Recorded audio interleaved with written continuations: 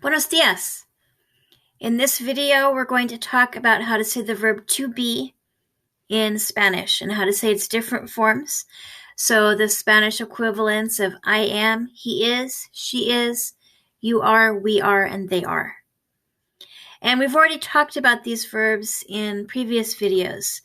There's the verb ser, with forms such as soy, eres, es, somos, sois, and son.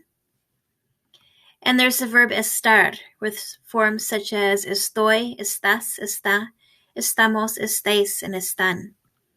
So there are two different verbs in Spanish, ser and estar, which both mean to be in English. So in this video, we'll look at when to use each verb and what the difference between them is.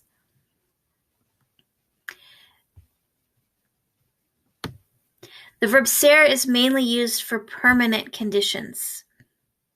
And the verb estar is mainly used for temporary conditions and also for locations.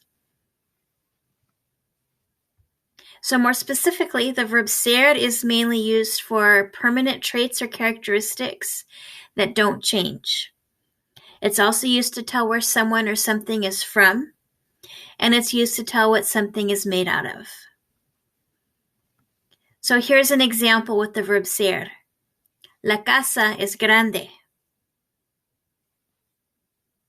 La casa es grande means the house is large, and that's not something that's going to change. That's a permanent condition. The house is large today. It will still be large tomorrow. La casa es grande. Ella es alta. She is tall. She's going to stay tall. She's not going to suddenly become short. Ella es alta. So it's a permanent condition, so we use the verb ser. ¿Cómo eres? This question means what are you like? We can answer this question by describing ourselves. We could say what we look like, or we could say something about our personality, and we'd be talking about permanent traits that are not likely to change. ¿Cómo eres? We also use the verb ser when we're describing something like los plátanos son amarillos. Bananas are yellow. If I ask you what color are bananas, you don't need to see the bananas. You're going to know they're yellow. That's just how bananas are. It's not something that's going to change. We're not going to suddenly discover tomorrow that now bananas are blue. Bananas are yellow. Los plátanos son amarillos. We also use the verb ser to tell where someone or something is from. Yo soy de California. I'm from California. Even if I move somewhere else, I will still be from California because that's where I'm originally from. Yo soy de California. El café es de Colombia. The coffee is from Colombia. Even if the coffee is imported into a different country, it's still going to be coffee from Colombia. That's a permanent situation. It's not going to change. So we use the verb ser. El café es de Colombia.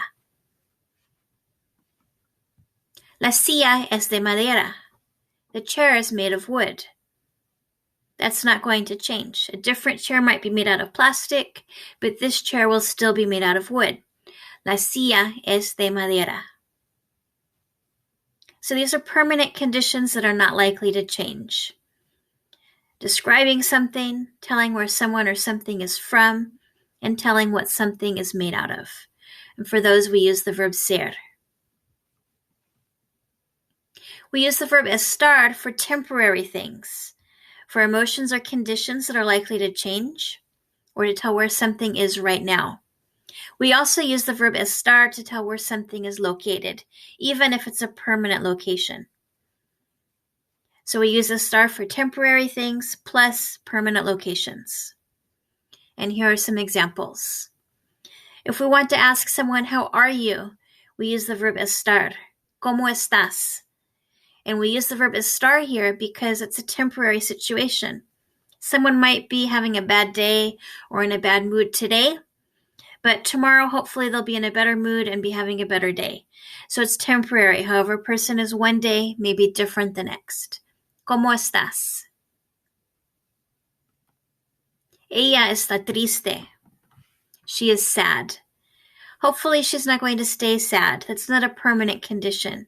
She's just sad right now. It's a temporary emotion. Ella está triste. Los plátanos están verdes. The bananas are green. A moment ago, when we looked at the verb ser, we said los plátanos son amarillos. Bananas are yellow. Because that's their normal color. That's what we think of when we think of the color of bananas. So we use the verb ser for a permanent condition. That's how bananas are. But in this case, I'm using the verb estar to say the bananas are green. Because in this case, it's something that's going to change.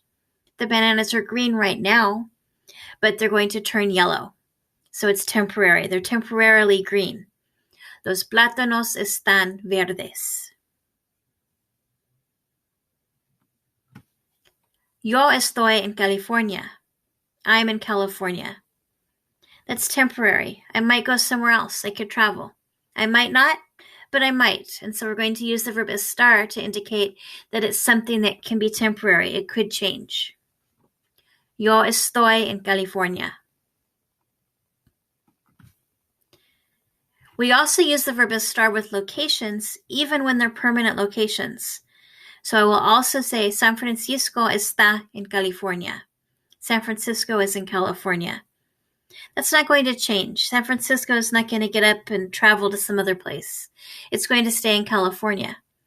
But because it's a location, I'm going to use the verb estar. San Francisco está en California. La Casa Blanca está en Washington. The White House is in Washington. Again, that's a permanent condition. It's not going to change, but it is a location. And because it's a location, we need to use the verb estar. La Casa Blanca está en Washington.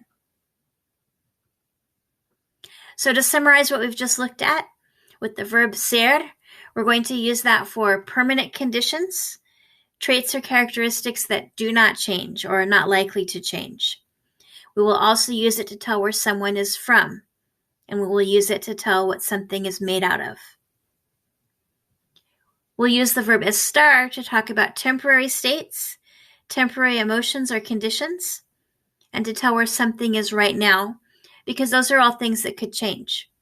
And we will also use the verb estar to tell where something is located, even if it's a permanent location, like a building that's not going to move.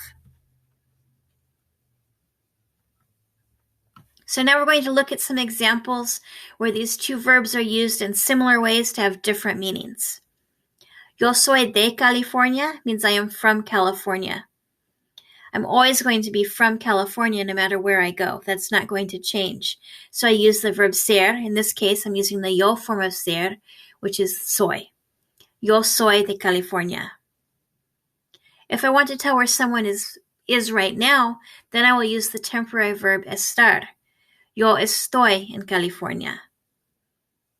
That's where I am now, so that could change. And that's why I'm using estoy, which is the yo form of the verb estar. Yo soy de California is permanent, so I use ser. Yo estoy en California is temporary, so I use estar. Same thing with el café es de Colombia. The coffee is from Colombia. That's not going to change. El café está en Colombia. The coffee is in Colombia. That could change. It could be exported to another country, or someone could take it with them when they travel, and so it's temporary. Another example is with adjectives that describe people. I can say, él es obstinado. That's a permanent condition, so that means he's a stubborn person. He's always stubborn. That's part of his personality. On the other hand, if I use the verb estar, then I'm saying it's a temporary condition. Él está obstinado. He's being stubborn right now. Maybe he's not normally stubborn, but right now, in a temporary way, he's being stubborn. So that's the difference between él es obstinado and él está obstinado. Same thing with ella es agresiva. If I use the verb ser, I use es, which is the ella form of the verb ser, I'm saying she's an aggressive person. That's part of who she is. She's always aggressive. Ella es agresiva. But if she's not normally like that and she's just being aggressive right now, then I need to use the verb estar to let us know that it's temporary. Ella está agresiva. She's being aggressive right now. That's not a normal personality, but that's how she is now. Ella está agresiva. If I ask the question, ¿Cómo eres?, I'm asking about permanent conditions. What do you like? You might tell me what you look like. You might tell me about your personality. You're going to tell me something permanent about yourself. ¿Cómo eres? But if I ask, ¿Cómo estás?, I'm asking for your temporary state. I'm asking for your emotions or how you're feeling right now. And you're going to answer by telling me something temporary about yourself, like, I'm fine.